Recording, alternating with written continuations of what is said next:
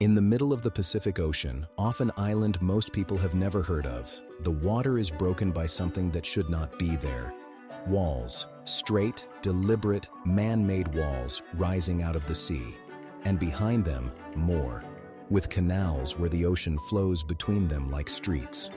Almost 100 of these islands, every single one built by hand, not on land, but on top of the open sea. This is Nan Madol, and the closer you look, the less sense it makes. A people with no metal, no wheel, and no machines moved 250,000 tons of rock out here, into the sea, and stacked it into a city. We can walk it, we can measure it. We still cannot say how they built it.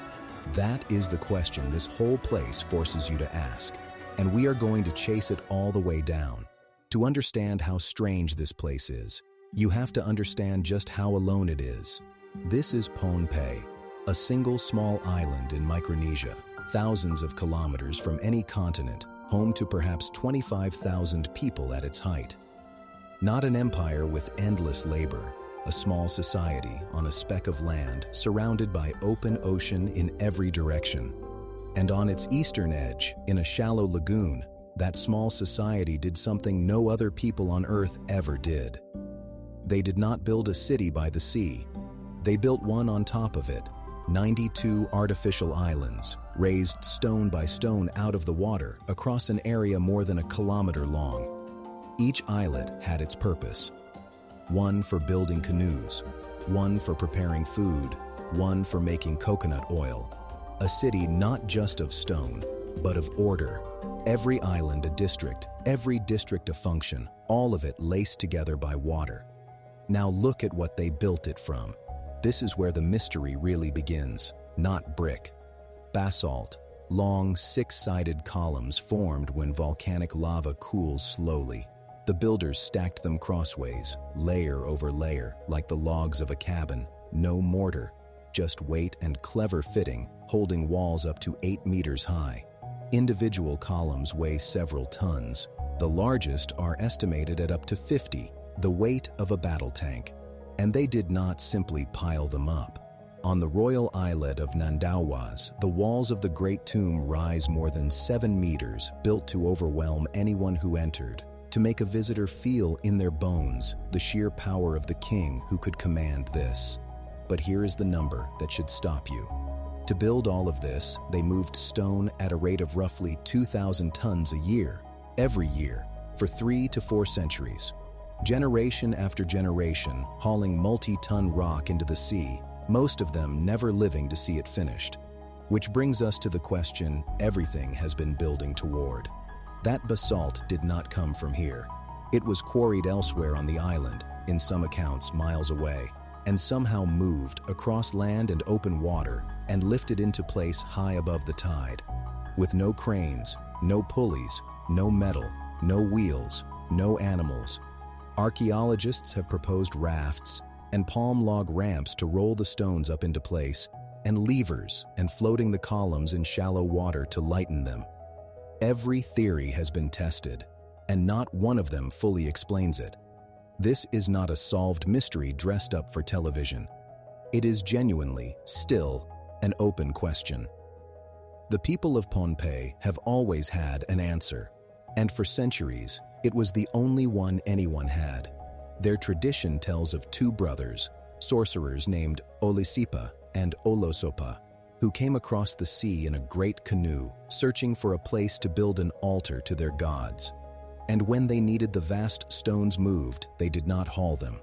Using magic, they made them fly through the air, in the oldest tellings carried into place by a dragon. It is easy to call that a legend. But stand at the foot of these walls, look up at stones the weight of tanks, and try to give a better answer. Even now, the honest reply is not a method, it is a shrug. Because those brothers, the story says, founded a dynasty. And for centuries, Nan Madol was the beating heart of it. From these stone islands ruled the Sodelur, the first line of kings ever to unite the whole island of Pohnpei under a single power. And they ruled it as a sacred, absolute machine. Everything on the island, the land, its harvests, even its people, was said to belong to the Saudeleur. In return, the people paid endless tribute: breadfruit, fish, offerings, carried in by canoe. This was a city where the living and the dead were kept apart by water. One islet for the rulers, one for the priests, and the tombs of the kings, walled off behind the highest ramparts of all. Every year, a great 2-week ceremony filled the canals: feasting, canoe racing, and the drinking of a sacred plant, and offerings made to a holy eel, believed to carry messages between the people and their gods. But this floating city of power hid a fatal weakness, one built into its very foundations. Because for all its stone, Nan Madol had no fresh water and no soil to grow food. Every drop of water, every scrap of food had to be gathered on the main island and carried out to the rulers by boat. A city of gods and kings, utterly dependent on the very people it demanded tribute from. As long as the Sodelur held power, the boats kept coming. But the moment that power slipped, the whole city could starve. And eventually, it did. The oral histories remember the Saudeleur growing crueler with each generation, demanding more, giving less, until even the gods were said to have turned against them. Then came a warrior. His name was Izokelekal, said to be part divine, the son of the thunder god, and he sailed from the island of Kosrae, hundreds of kilometers to the east, with an army of just 333 men. He arrived, the story goes, as a friendly visitor, and then he turned on the Saudeleur, and in a great battle broke their power forever. But Izokelekal did not rebuild the old empire. He broke it apart into a system of local chiefs, each ruling their own district. A system so durable that its titles survive on Pohnpei to this very day. And the new rulers who lived on at Nan Madol now faced the same fatal flaw as the old. No water, no food, everything carried in by hand. And slowly, the reason for the city died with the dynasty that built it. The tribute dwindled. The boats came less often. Fewer people were willing to carry water out to kings who no longer commanded the whole island. One by one, the islets were abandoned. The rituals stopped. The canals silted.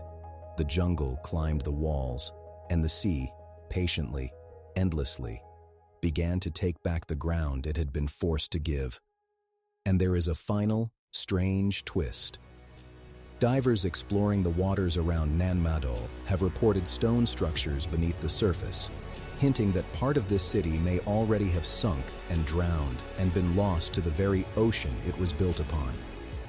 Today, Nan Madol sits half abandoned and half drowned. Its walls still stand in the water.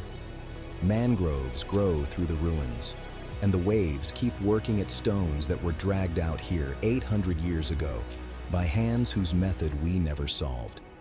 It is a World Heritage Site, and it is officially in danger, threatened by the very ocean it was raised upon. It is not a mystery because it is old. It is a mystery because it is real. A vast, impossible-seeming city sitting right there in the water that a small people willed into existence, and we still cannot fully explain. We chased the question all the way down, and the sea kept the answer. Next time, another forgotten place, and another story the history books never told you. Stay with us.